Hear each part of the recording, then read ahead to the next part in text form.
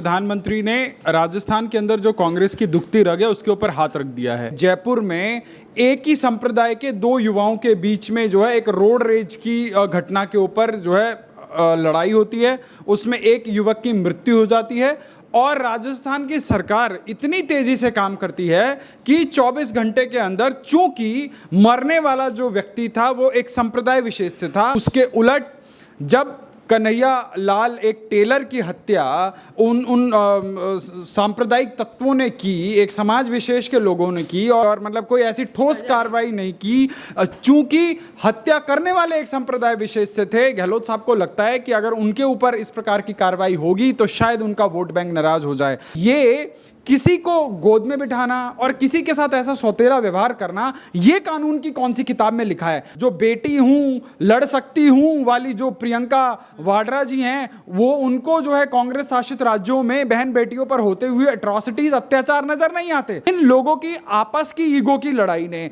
जो है राजस्थान की जनता को जो है कुएं में धकेल दिया है। अगर इन लोगों को जनता से जरा सा भी सरोकार होता तो ये महंगाई पे अपने प्रदेश की जनता को राहत क्यों नहीं देते? परंतु इनको अपनी जेबें भरनी है। उसके बाद क्योंकि जो भी बचे कुचे ये कांग्रेसी राज्य हैं, ये गांधी परिवार के एटीएम हैं, यहीं से पैसा निकलेगा, यहीं से इनके चुनावी खर्चे निकलेंगे। सदन के अंदर आएंगे, हो हल्ला मचाएंगे, चले जाएंगे, कोई बिल के ऊपर सकारात्मक चर्चा नहीं करेंगे, फिर उसके बाद बोलेंगे देश के अंदर लोकतंत्र खत्म हो रहा है। लोकतंत्र जो लोग खत्म करने पर तुले हुए हैं वो दूसरे के ऊपर आरोप लगा रहे हैं। ये जो है आज के कांग्रेस शासित राज्यों की सच्चाई है। नमस्कार, स्वागत है आपका हमारे चैनल पर। राजस्थान में विधानसभा चुनावों का काउंटडाउन शुरू हो गया है। इसी के साथ प्रधानमंत्री नरेंद्र मोदी ने आज चित्तौड़गढ़ में जो जनसभा को संबोधित किया है उसमें ये साफ कर दिया है कि ये गहलोत का भी काउंटडाउन जो है अब शुरू हो चुका है, यानी राजस्थान से कांग्रेस पार्टी की सरकार जाने वाली है। इस पूरे मुद्दे पर विस्तार से बातचीत करेंगे। वेद शर्मा जी मेरे साथ हैं, उनसे जानेंगे कि प्रधानमंत्री ने जो तमाम बातें कही हैं। वेद शर्मा जी, गहलोत सरकार पर हमला बोला है, भ्रष्टाचार को लेकर उन्होंने कहा है, इसके अलावा कानून व्यवस्था का जिक्र किया और कहा कि कन्हैया लाल का मर्डर हो जाता है। तो आपको क्या लगता है कि प्रधानमंत्री ने जिन मुद्दों का जिक्र किया है आज उनका असर अब चुनाव में कितना ज्यादा पड़ने वाला है? देखिए, प्रधानमंत्री ने एक बहुत बड़ी लकीर खींच दी है और प्रधानमंत्री ने राजस्थान के अंदर जो कांग्रेस की दुखती रग है उसके ऊपर हाथ रख दिया है और राजस्थान के अंदर कांग्रेस की तुष्टीकरण का राजनीति का जो आलम है वो ऐसा है कि अभी 2 दिन पहले जयपुर में एक ही संप्रदाय के दो युवाओं के बीच में जो है एक रोड रेज की घटना के ऊपर जो है लड़ाई होती है, उसमें एक युवक की मृत्यु हो जाती है और राजस्थान की सरकार इतनी तेजी से काम करती है कि 24 घंटे के अंदर, चूंकि मरने वाला जो व्यक्ति था वो एक संप्रदाय विशेष से था, उसको 50 लाख रुपए का जो है सरकारी सहायता, उसके परिवार से किसी को नौकरी और डेयरी की जो व्यवस्था, इस प्रकार से तमाम योजनाएं इतनी तेजी से जो है वहाँ की सरकार करती है। परंतु उसके उलट जब कन्हैया लाल एक टेलर की हत्या उन सांप्रदायिक तत्वों ने की, एक समाज विशेष के लोगों ने की और उन्होंने उसकी मृत्यु करने के बाद उसका वीडियो बना के वायरल किया, उसके ऊपर सरकार ने जो है सिर्फ लीपापोती और कार्रवाई के नाम पर कागजी कार्रवाई और मतलब कोई ऐसी ठोस कार्रवाई नहीं की, चूंकि हत्या करने वाले एक संप्रदाय विशेष से थे। गहलोत साहब को लगता है कि अगर उनके ऊपर इस प्रकार की कार्रवाई होगी तो शायद उनका वोट बैंक नाराज हो जाए। अब आप देखिए, तुष्टीकरण इतनी हावी है राजस्थान के अंदर कि आप जो है रामनवमी का जुलूस निकालते हैं, उसके ऊपर पत्थरबाजी होती है तो उल्टा कानूनी जो है कानून व्यवस्था की तमाम धाराएं लगाकर जो है बहुसंख्यक समाज को वहाँ पर अपने पोजेशंस, अपने जो यात्राएं निकालने के लिए तमाम अड़चनें पैदा कर दी जाती हैं। वहीं दूसरी तरफ उसी जयपुर के अंदर एक संप्रदाय विशेष के लोगों को जो है शुक्रवार के दिन तमाम सरकारी व्यवस्थाओं के बीच में जो है सरकारी व्यवस्थाओं के साथ प्रशासन की मौजूदगी में जो है जुमे की नमाज अदा करवाई जाती है। तो प्रदेश के अंदर ही नहीं पूरे देश के अंदर एक सवाल खड़ा होता है कि ये किसी को गोद में बिठाना और किसी के साथ ऐसा सौतेला व्यवहार करना, ये कानून की कौन सी किताब में लिखा है? मुझे लगता है कि ये बार बार कानून की, संविधान की, बाबा साहेब की दुहाई देने वाले कांग्रेसी नेता भूल जाते हैं कि इन्होंने भारत के संविधान की शपथ लेकर जो है वहां पे मुख्यमंत्री के पद पे आसीन हुए थे, या इटली वाली अम्मा जी की कोई व्यक्तिगत किताब है उसके ऊपर जो है इन्होंने शपथ ली थी। तो यदि वो एक प्रदेश के मुख्यमंत्री हैं तो वो हर संप्रदाय, हर समाज, हर एक एक व्यक्ति के जो है वो अभिभावक हैं, और उनको ये चीज इंश्योर करनी होगी कि वो, चाहे वो हिंदू हो, चाहे मुस्लिम हो, चाहे सिख हो, चाहे ईसाई हो, वो सबकी सुरक्षा की जिम्मेवारी, सबके हितों के संरक्षण की जिम्मेवारी उस मुख्यमंत्री की है, उस सरकार की है। परंतु अब कांग्रेस की जो क्लास है, कांग्रेस का जो नेतृत्व है, उसमें पढ़ाई ऐसा गया है। मुझे एक वाकया याद आता है, जब इस देश के अंदर रिमोट कंट्रोल प्रधानमंत्री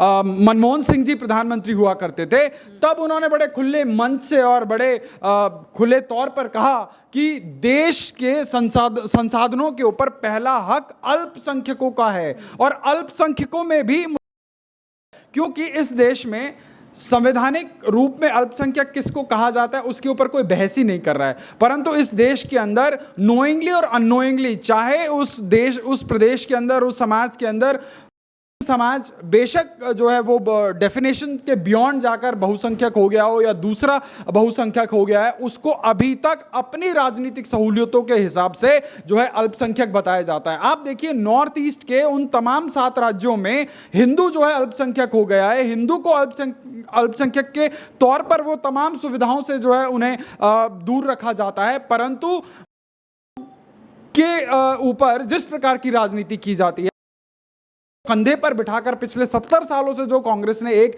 इस देश के अंदर राजनीति की करने की कोशिश करी है, और वही राजनीति, तुष्टीकरण की राजनीति पिछले 7 दशकों से हो रही है। और ये आप तुष्टीकरण का जिक्र कर रहे हैं और अल्पसंख्यकों का भी जिक्र कर रहे हैं, तो वोट बैंक के लिए कांग्रेस पार्टी ऐसा कर रही है? निश्चित रूप से आप सोचिए ना, उसी प्रदेश के अंदर हर रोज कहीं ना कहीं जो है दलित समुदाय के अंदर जो है महिलाओं के साथ तमाम जो है घटनाएं हो रही हैं, और जो बेटी हूँ लड़ सकती हूँ वाली जो प्रियंका वाड्रा जी हैं, वो उनको जो है कांग्रेस शासित राज्यों में बहन बेटियों पर होते हुए एट्रॉसिटीज, अत्याचार नजर नहीं आते। अगर अभी भाजपा शासित राज्य में किसी अल्पसंख्यक को दस्त लग जाए और उसको जो है दस्त रोकने की दवाई ना मिले, तो जो है प्रियंका वाड्रा जी बस लेकर और वहां अपने कार्यकर्ता लेकर पहुंच जाएंगी आंदोलन करने के लिए।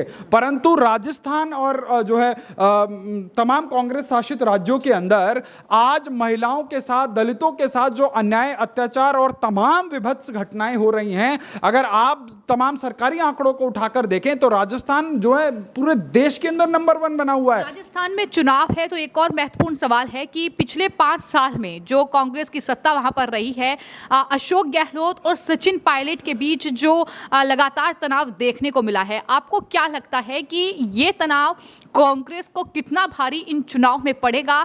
क्या बीजेपी इसका फायदा उठा पाएगी? क्या लगता है आपको? देखिए, बीजेपी किसी व्यक्ति के खिलाफ चुनाव नहीं लड़ रही है।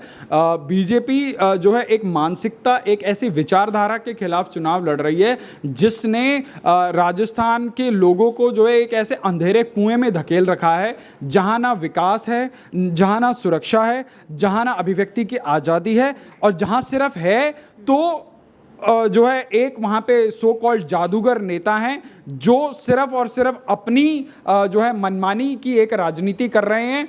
अभी तो जब कांग्रेस के अंदर अध्यक्ष का चुनाव हो रहा था तो उनको अध्यक्ष बनाए जाने की चर्चाएं बड़ी तेजी से पकड़ रही थी, तो उनको लगा कि भैया अध्यक्ष बनके भी गांधी परिवार के चपरासी की तरह ही काम करना है, और अध्यक्ष बन गए तो इधर मुख्यमंत्री की कुर्सी चली जाएगी। तो उन्होंने जो है पल्ला झाड़ लिया और वो दिल्ली नहीं आए, और वो वहीं जयपुर बैठे बैठे उन्होंने कहा जी अध्यक्ष तो आप किसी और को बना दो। ये पूरे देश ने ये देखा, और जो कांग्रेस के अंदर का अंतर कलह है, जो कांग्रेस के अंदर पायलट बनाम जो है गहलोत की राजनीति है, आपने देखा होगा कैसे एक दूसरे का कटाक्ष पायलट और गहलोत करते हैं। जबकि जब गहलोत साहब मुख्यमंत्री बन के आए उस दौरान जो है पायलट जी थे, ये उस वक्त कांग्रेस के अध्यक्ष थे, और कहा जाता है कि उनके नेतृत्व को देखकर जो है राजस्थान की जनता ने कांग्रेस को वोट दिया, और तमाम बातें कही जाती हैं। और सत्तासीन होने के बाद किस प्रकार से जो है गहलोत साहब ने टाइम एंड अगेन उनको दुत्कारा है, उनके खिलाफ जो है गलत बयानी की है, बदजुबानी की है। और जो सचिन पायलट हैं वो एक बार नाराज फूफा की तरह अपने कुछ समर्थकों को लेकर किसी रिजॉर्ट में भी चले गए थे, फिर पता नहीं प्रियंका वाड्रा जी ने उनको कौन सी मुगली गुट्टी पिलाई और वो वापस आ गए, और वो बार बार अपना अपमान सहते हुए भी पार्टी के अंदर बने हुए हैं। एक युवा नेता हैं, उनको उनकी राजनीति के लिए मैं शुभकामनाएं देना चाहता हूं। पर जो राजनीति राजस्थान के अंदर हो रही है, मैं उसको भाजपा के नज़रिए से देखने के अलावा मैं जो है वहाँ के प्रदेश की जनता के नज़रिए से देखना चाहता हूं, क्योंकि इन लोगों की आपस की ईगो की लड़ाई ने जो है राजस्थान की जनता को जो है कुएं में धकेल दिया है। चाहे वहाँ पर तमाम पेपर्स का लीक होना हो, चाहे वो तमाम भ्रष्टाचार हो, चाहे वो तमाम वहाँ पर जो आए दिन वहाँ पर एट्रॉसिटीज़ हो रही हैं, वारदातें हो रही हैं। और मुझे एक चीज़ समझ नहीं आती, जो लोग जो गहलोत साहब अब पूरे देश का सबसे महंगा डीजल पेट्रोल अपने राज्य में बेच रहे हैं, वो लोग महंगाई के ऊपर जो है प्रवचन दे रहे हैं। और मतलब आयरनी डाइट 1000 टाइम्स की, अरे भाई तुम मतलब महंगाई के ऊपर किस मुंह से बात कर रहे हो? चुनाव आ गया, चलो चुनाव देखते ही तुम लोग कम कर दो। अभी जब रक्षाबंधन के अवसर पर देश के अंदर नरेंद्र मोदी जी के नेतृत्व में ये डिसीजन हुआ कि जो है सिलेंडर के ऊपर 200 रुपया कम किया जाएगा और उज्ज्वला योजना के तहत और कम किया 400 रुपये कम किया जाएगा, तब ये लोग घड़ियाली आंसू बहा रहे थे कि जी हमारी वजह से हुआ। अरे भाई तुम्हारी जहां सरकार है वहां करके दिखाओ ना। जो लोग काम कर रहे हैं ना ये उसको एक्सेप्ट करेंगे, ऊपर से उस घमंडिया, देखिए घमंड कितना है जो इन्होंने I.N.I.A बनाया है। This is not INDA alliance, मैं इसको घमंडिया अलायंस कहूंगा, और आज पूरे देश के अंदर इनको घमंडिया बोला जा रहा है। अगर इन लोगों को जनता से जरा सा भी सरोकार होता तो ये महंगाई पे अपने प्रदेश की जनता को राहत क्यों नहीं देते? आज दिल्ली के अंदर 96-97 रुपए का पेट्रोल बिकता है, पर राजस्थान के अंदर 108 से लेकर 110 रुपए का पेट्रोल बिकता है। और उसके बाद राहुल गांधी और प्रियंका वाड्रा और जो इनकी माता जी पूरे देश के अंदर घूम घूम के जो है महंगाई के ऊपर ज्ञान देती हैं। गहलोत साहब जो है सो कॉल्ड जादूगर, इतने बड़े जादूगर हैं कि इनको जो है जनता को 2 रुपए का राहत नहीं दिया जाता। और वो कैसे? जब भाजपा शासित तमाम राज्य वैट के ऊपर कटौती कर सकते हैं और वो राहत जो जनता को पास ऑन कर सकते हैं, तो ये कांग्रेस की सरकार क्यों नहीं कर सकती? परंतु इनको अपनी जेबें भरनी है। उसके बाद क्योंकि जो भी बचे कुचे ये कांग्रेसी राज्य हैं, ये गांधी परिवार के ATM हैं, यहीं से पैसा निकलेगा, यहीं से इनके चुनावी खर्चे निकलेंगे। आप सोचिए, ये लोग गरीबी के ऊपर बात करते हैं, और इनके अलायंस की भी मुंबई में मीटिंग थी जहां पे एक रात रुकने का कई लाखों रुपए का जो है एक व्यक्ति का खर्चा है। मतलब 400 रुपए का पानी, 800 रुपए का जो है चाय कॉफी, हजारों रुपए में खाना, और बात किसके ऊपर हो रही है? गरीबों के ऊपर। आप सोचिए कि ये किस प्रकार की गरीबी से किसको निकालने की बात हो रही है। और देखिए, जिन लोगों के पास विजन होता है, जिन लोगों के पास नीति होती है, जिन लोगों के पास नियत होती है, उन लोगों को सबसे पहले अपने राज्यों में वो चीज़ें इंप्लीमेंट करके दिखानी चाहिए। ये लोग 2019 के चुनाव में आए, बड़ी बड़ी बातें करी, हम ये कर देंगे, वो कर देंगे, फलां कर देंगे, और तमाम राज्यों में आप इनके एक राज्य उठा के दिखा दीजिए वहां पे अंदर कोई रेवोल्यूशनरी काम हुआ। हाँ, इनके राज्यों में रेवोल्यूशनरी काम होते हैं। इनके राज्यों में इनके खिलाफ कोई बोल दे, उनके ऊपर तुरंत जो है पुलिस भेज दी जाती है। इनके राज्यों में अगर इनके ऊपर फैक्ट्स के ऊपर जो है कोई इनको क्रिटिसाइज करना शुरू करे तो इनकी पूरी ट्रोल आर्मी उसके पीछे लग जाती है। और जो है देश के प्रधानमंत्री या केंद्र के तमाम मंत्री उनकी जो है आधी कटी हुई एडिटेड वीडियोस उठा के जो है ये वायरल करते हैं। आज इस प्रकार का ये कंट्रीब्यूट करते हैं डेमोक्रेसी के अंदर। और जब इनकी बातें जो इनकी कही हुई, आप सोचिए, आज हम आज़ादी का 75वां अमृत महोत्सव मना रहे हैं। आज नरेंद्र मोदी के ऊपर अपने मैनिफेस्टो को पूरे करने की जिम्मेवारी तो है ही है। जो ये पिछले 6 दशकों में अधूरे मैनिफेस्टो छोड़ के गए हैं उसको भी वो पूरा कर रहे हैं। उसके बाद भी ये कहीं पे कंट्रीब्यूट नहीं करेंगे, कहीं पे कि कुछ हम मटेरियलाइज कर लें, कि कहीं मिलके एक विपक्ष की भूमिका अदा करें। वो नहीं, सिर्फ आएंगे, सदन के अंदर आएंगे, हो हल्ला मचाएंगे, चले जाएंगे, कोई बिल के ऊपर सकारात्मक चर्चा नहीं करेंगे, फिर उसके बाद बोलेंगे देश के अंदर लोकतंत्र खत्म हो रहा है। लोकतंत्र जो लोग खत्म करने पर तुले हुए हैं वो दूसरे के ऊपर आरोप लगा रहे हैं। ये जो है आज के कांग्रेस शासित राज्यों की सच्चाई है। तो इस पूरे मामले को लेकर वेद शर्मा जी का यही कहना है कि दरअसल राजस्थान की अगर बात की जाए तो राजस्थान में ना विकास है, भ्रष्टाचार चरम पर है, वहां पर महिलाओं के साथ लगातार अन्याय हो रहा है और अपने राज्यों में काम करने के बजाय जिस तरीके का कहीं ना कहीं एक सिनेरियो सेट किया जा रहा है कांग्रेस पार्टी की ओर से, वो देश की जनता और प्रदेश की जनता खासतौर पर देख रही है और इसका खामियाजा उन्हें चुनावों में भुगतना पड़ेगा।